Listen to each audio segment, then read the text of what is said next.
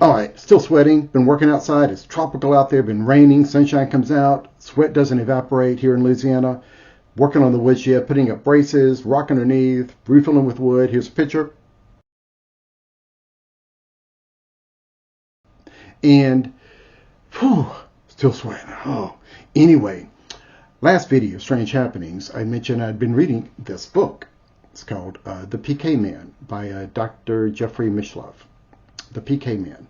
It's about his encounter with a gentleman named Ted Owens, who had PK for psychokinesis.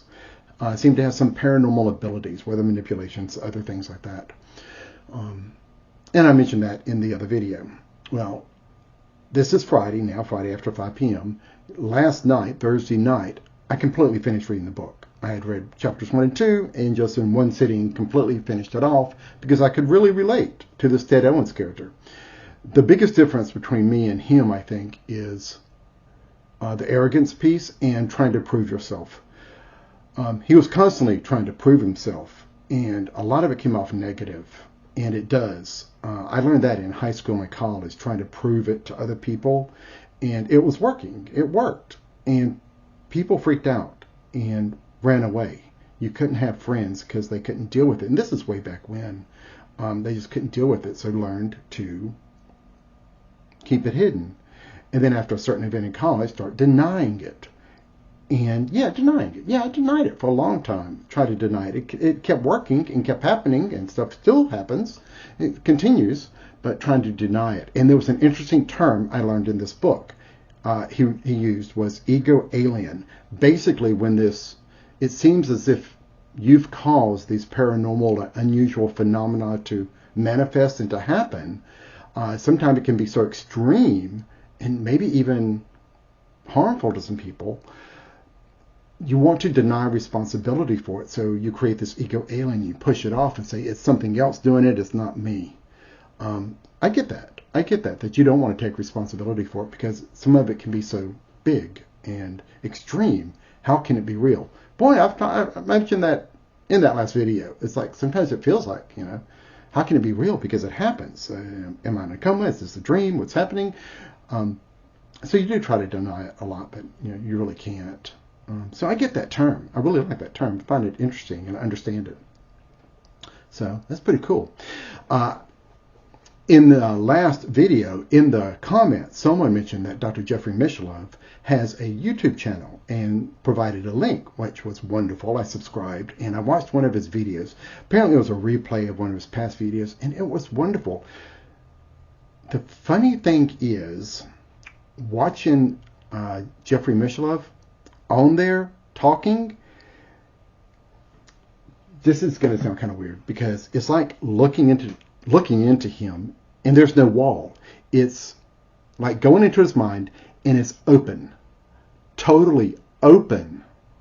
I mean, open like to everything, the possibilities, and it's framed, but open. He was so open. I like him. I really like him. But his mind was completely open, just looking at him from the TV, and that's something I don't see a whole lot of in people. Very few people are like that. That his mind is so just open like that. And so, that's cool. That's pretty cool. Anyway, reading the book. Toward the end of Ted Owens' character that Dr. Mishlove was writing about in this PK Man, for PK for psychokinesis, toward later in life for Ted Owens, he went to Mexico from the pyramids trying to get some additional enlightenment, and I actually started tearing up when I saw this subtitle within the chapter called The Dark Side of the Force. I'm like, oh, that's funny. I have a video out there early called The Dark Side, talking about it. You can feel good doing some of these bad things, and it does feel good, and you want to flow with it and move with it and go with it, and it can be bad. It's that arrogance piece, and you want to go with it. And I talk about that. And I called it The Dark Side. That's funny. I thought that was funny anyway. But within this chapter, Ted Owens went to Mexico for some enlightenment. And the thing I started tearing up on was that, before I even read it, but the subtitle in there was, something about look through my eyes for knowledge, wisdom, and understanding. And that part got me because the things that are important to me is knowledge, understanding, and wisdom. That's what's important to me. That's what I've always asked for. If something wants to manifest, that's what I need. Knowledge, understanding, and wisdom. That's what I need. Yeah, I get that. I completely get this Ted Owens character. This person, this real, true life person, seemed to be a lot like me. It's just that I didn't keep up with the arrogance and trying to prove myself all the time part, which is a good thing. I think that's a good thing. I'd rather influence people in small positive ways, what I call small, and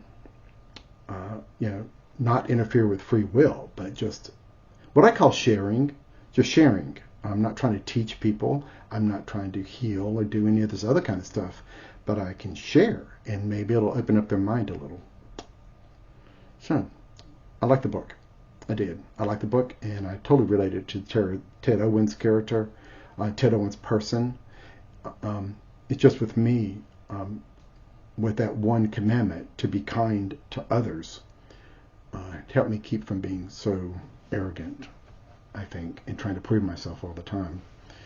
And I think that's a good thing so I can live a normal life, pretty normal, pretty normal. Anyway, that's it. Just thought I'd mention that and finish the book, and I did like it.